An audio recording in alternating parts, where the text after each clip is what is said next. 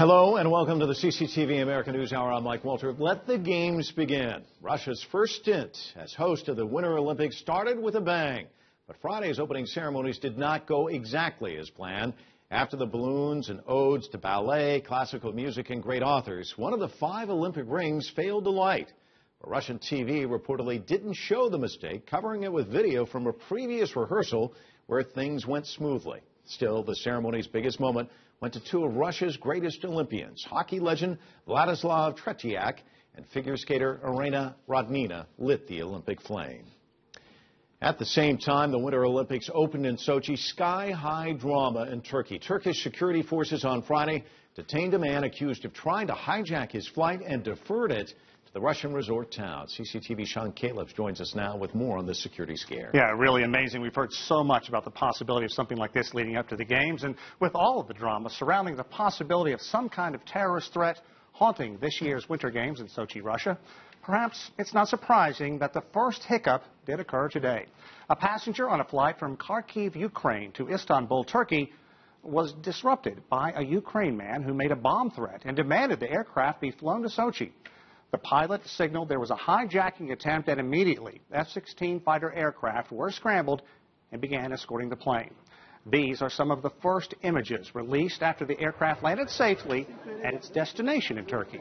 Authorities let the suspect believe the plane was being flown to Sochi, where ironically the opening ceremonies were just getting underway. Turkish authorities snuck on the plane and subdued the suspect, while all 109 passengers were evacuated safely. Security officials say no weapons were used, but the alleged hijacker was slightly injured when he was taken into custody.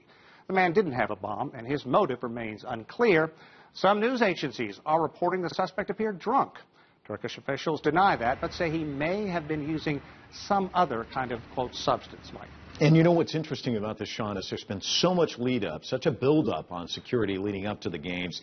What about the Russian government and Putin? What are they saying? Yeah, really hearing from a lot of international journalists, they're a bit discomforted hearing that so much attention is focused on security and not the athletes. Vladimir Putin's government has made it clear. He says he wants this to be the safest games ever. There are 100,000 security forces, troops, police patrolling the area, but the concern is always going to be the possibility of Islamists from the Caucasus trying to disrupt something in Sochi or in even a neighboring area, anything that's going to get media attention and take away from the games and discredit Putin. All right, Sean, thanks so much. We have one other security issue I neglected to mention as well today. Today, just about 4 hours ago, here in Washington, D.C., somebody tried to leap the gates outside the White House. This is by no means challenging anybody to do that. It's not going to work. He was tackled, dragged away to custody. The president, meanwhile, was in Michigan. Not a smart place to try. Thanks so much, Sean. Chinese President Xi Jinping praised the Sochi Games during a meeting with Russian President Vladimir Putin. Xi, who arrived in Sochi on Thursday, said that the 2014 Winter Olympics will be a splendid and unforgettable event. During their meeting, the 2 leaders agreed to boost bilateral relations. They committed to increase cooperation on oil and natural gas and expand oil pipelines. On Friday, Xi also met United Nations Secretary General Ban Ki-moon and reiterated China's commitment to world peace.